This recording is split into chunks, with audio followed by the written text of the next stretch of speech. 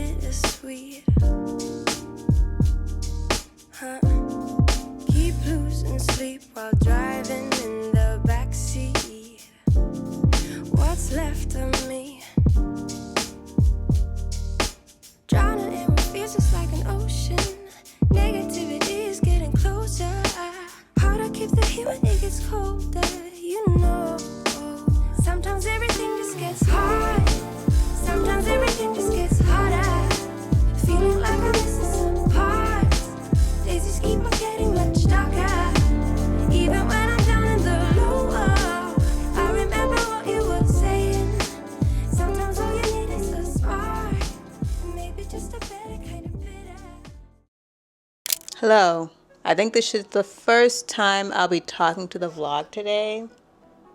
I mean this week in the video. I don't know what I've even put before this, but hopefully it's enjoyable. I don't know. What's this week been like? It's been interesting.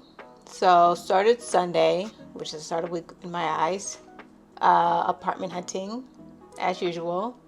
We really want to move soon, and I'm getting tired from the apartment hunt. I feel like we've been looking for a place for months at this point, and it's starting to get tiring to me. So a lot of places in LA, and I think it's because people in LA have like such different careers. People are more free during the daytime here, and so when we try to go see places, or I try to schedule stuff, or he tries to schedule something, the place will say, or the realtor will say, hey, what about Monday at 2 p.m.? Or what about this Wednesday at noon? And it's like, I mean, I'll be at work.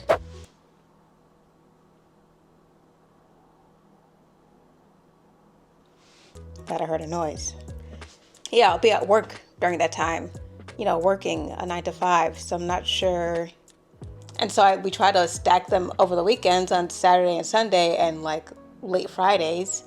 And so it means the whole weekend is spent doing that, because we'll go to a place, we'll drive to another. And then we also try to spend some time looking around the area, which I think is another thing that makes it another level of difficult, in that we have to not just figure out the area, but also figure out the apartment. So it's like a two-step thing. And the area you live in LA is very important because of how large and like sprawled out the county is. The city, the county, however you want to look at it. It's a really large city, like in the way it's laid out. I can see what they mean when they say live in a neighborhood you want to stay in. Like I feel like if you compare it to like New York or Boston with their neighborhoods, One, the transportation is a lot better, so it's easier to get to different neighborhoods or even just walk to different neighborhoods. And so it matters, but not too much. And I feel like here in LA, like you're not trapped, but you're less likely to go to a whole different neighborhood all the time when you're doing your day-to-day. So I definitely noticed that now that I've lived here, and I think that is true. So one thing that's made it really enjoyable in this like scenario that I've had so far in this place, despite how small it is and like how expensive it's been, has been the proximity to work. I live close to work. My commute is less than 10 minutes. So it's been really nice being able to, have that short commute and not spend forever in a car, which is a huge difference from in Boston. In Boston, I had an hour and a half plus of a commute. And the commute wasn't just like take a bus and go or take a train and go. A third of the year, I would bike for like 45 minutes to the train station, and then I take the train to work like the rest of the way. So that'd be like another 45 minutes usually. And then on bad winter days, I would get a ride to the train station, and then I'd go from there. Yeah, I think that's how it worked. Did I get a ride that often? I guess I did. It's like feels like a whole other world at this point. But I think that's how it worked. I biked whenever I could, and if not, I got a ride. And at the worst, no ride or whatever, I would Uber. And so here, having this like the freedom to just go and come back is nice. And I've taken full advantage of it. Like I think in Boston, I was waking up at like 5 a.m. to make that work, and here I'm waking up at like 7, which is not my ideal. I would like to wake up at 5:30 because I would like to work out before work. But I'm like really slacking on it. I almost dropped my phone. I'm really slacking on my routine, and so that's not happening right now. So the whole point of this is to say those what our weekends have been like apartment hunting. I'm hoping we're getting close. It'd be nice to find a good place where we can settle in for a long time, take our stuff out of storage finally, and then just feel settled. It does feel like we're in limbo in this point, and I do think it'll really help to just be like, okay, we're not looking, we're settled here forever long, we're making it work, and we're just seeing how it goes. I won't be as close to work at that point. I'm moving farther away, so the commute will be longer. I think because of that, I will start driving more. We'll have to figure that out. Maybe I don't know, we only have one car, so we have to figure out how that's gonna work. But until then, I do wanna like figure out like other methods. So I will use like public transport, see how that goes, and see how feasible it is and how much of a strain it is on my day-to-day life. I also want to try biking because it's not that far of a bike ride. I actually enjoy biking. I like that it's like forced exercise. So I just want to try it out a few times and see what that path would look like.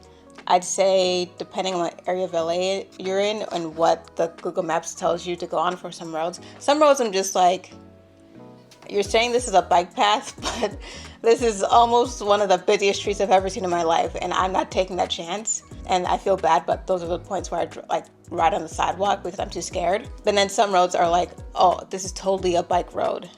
Usually it's pretty good about getting on those type of roads where there's a lot less traffic. There's more stop signs, so cars are forced to stop over and over again, and there's like speed bumps and stuff, so they're going slower.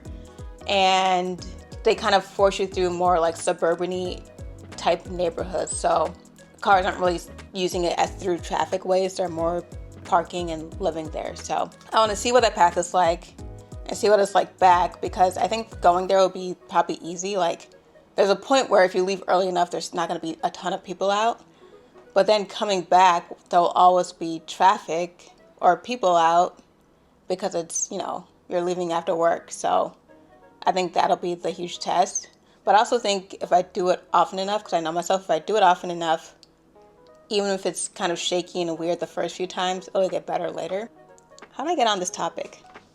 Oh yeah, apartment hunting. So I did that, and that's basically been the whole week, I think. Looking at apartments and then just working. I don't really get footage of me working because I'm scared of privacy and stuff. I do work for LA28, the LA Olympic and Paralympic Organizing Committee. I do like it though. I love it. So I'm still trying to figure out ways to legally and ethically talk about that more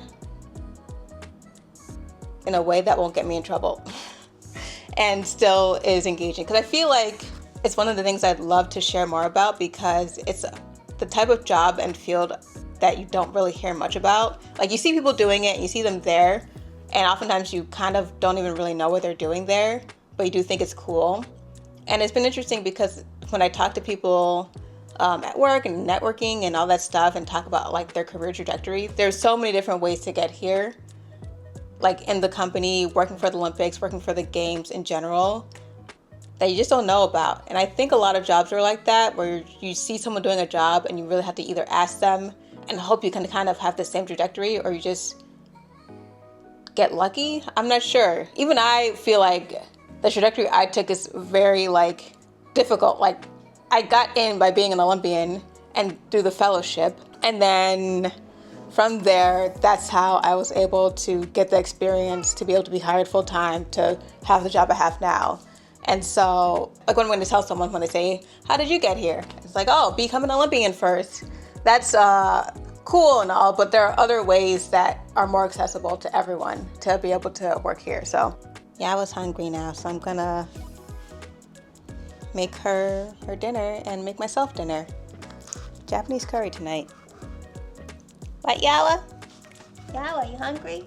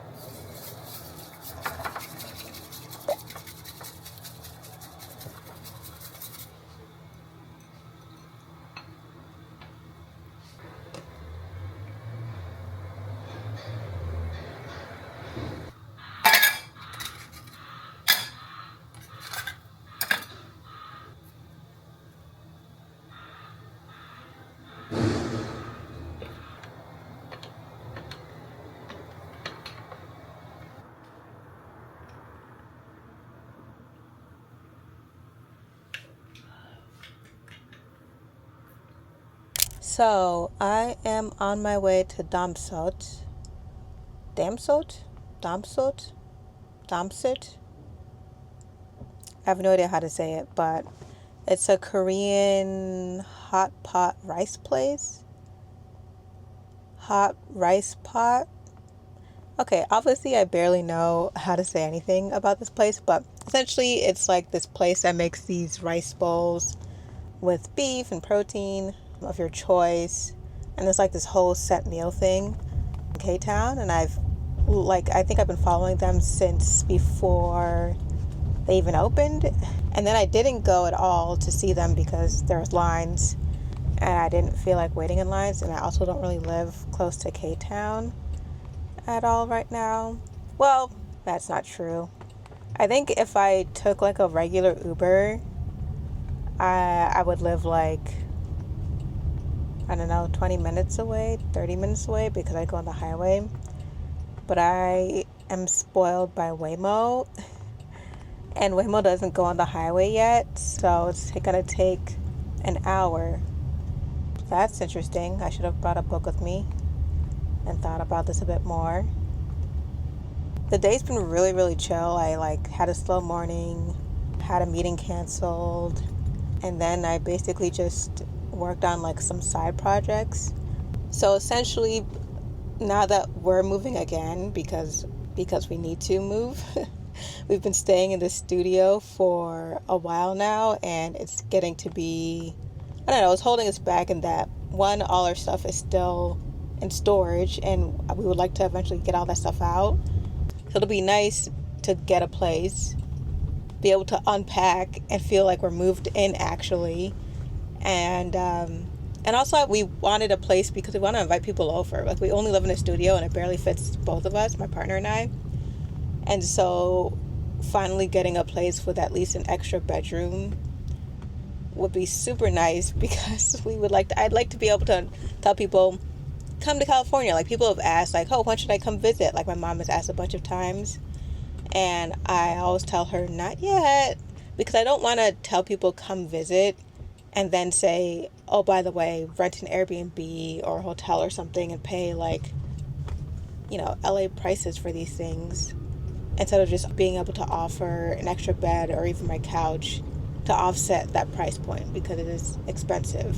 So I would like to finally get a place and be able to just tell people, come visit whenever and you'll have a place to stay, as long as someone else is staying. But even then, like, we can make it work. When we were apartment searching, we'd figure out a place, we'd like book a few tours in that area, and then when we went to those tours, we'd drive around, we'd walk around the area to see like how we felt about it and what we could do there, and like, is it actually walkable? Like, I feel like people, when they put walkable, or they describe it as walkable, and what they mean is there are sidewalks and you can walk there. I would describe walkable as, yes, there are sidewalks and it's physically able to be walked, but there's also something to walk to. Like, is there a grocery store nearby? Is there like a movie theater, or like, is it scenic in any way? Is there a park or something? Like, right now we live near UCLA, so there's a bunch of that stuff around. It's made to be the college campus-y like, so there's tons of stuff to walk to. If you live in Santa Monica, you'd be able to walk to the beach or the pier or all the other things down there, things like that. So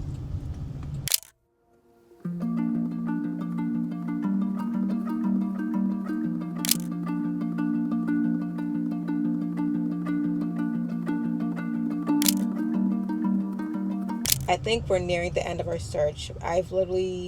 We sent in 2 applications this week. Both have been approved. One of them were like if we ranked them, because we're trying to figure out which one should we care more about. So we ranked them. And so the first one that we ranked second, like it's like runner up. They're like really pushing it, and they're saying like, hey, like, we approved you, ready to sign. When are you gonna sign?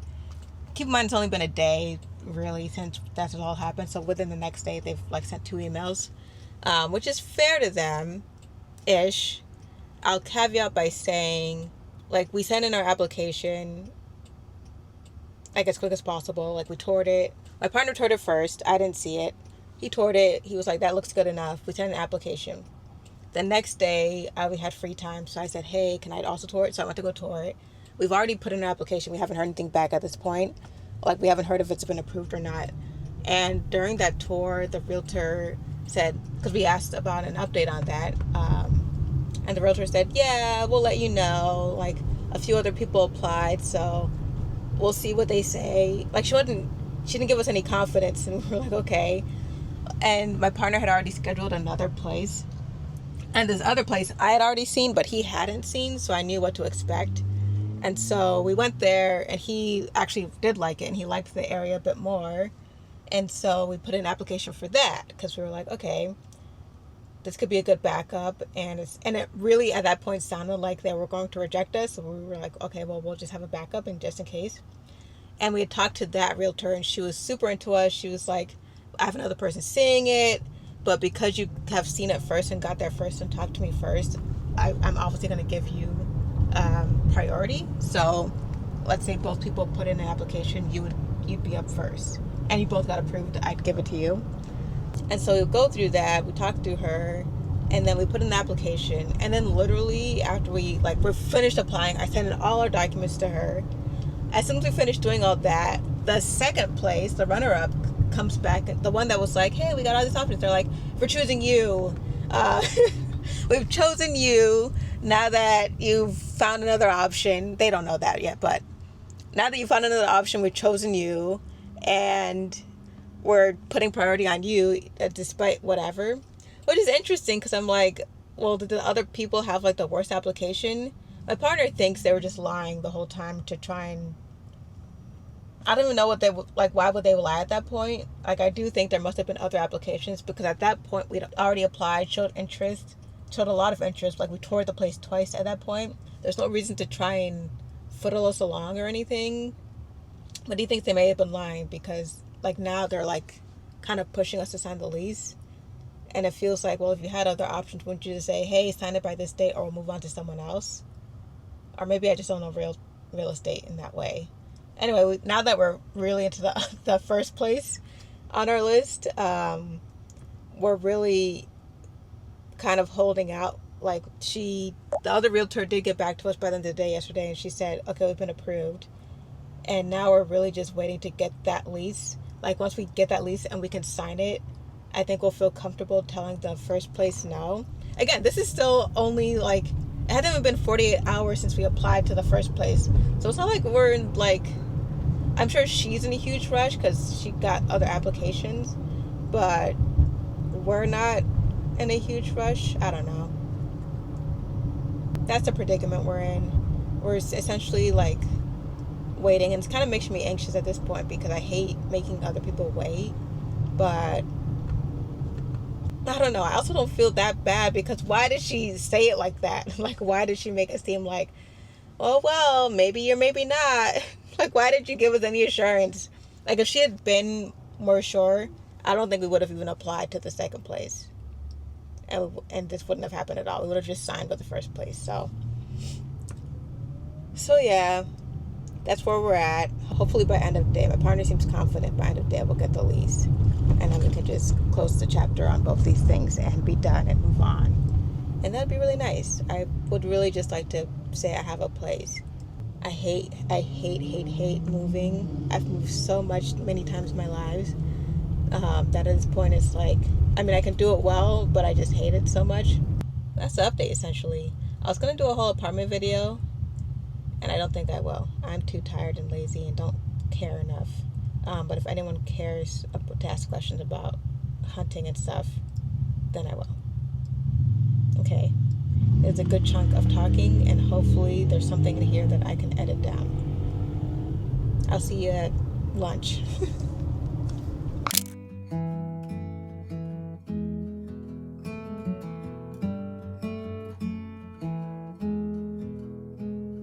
Wide awake, all the memories are on replay. I reach for you, but you're thousands of miles away. Every heartbeat, every breath is filled with thoughts of you. I am so lost without you, and I don't know what to do.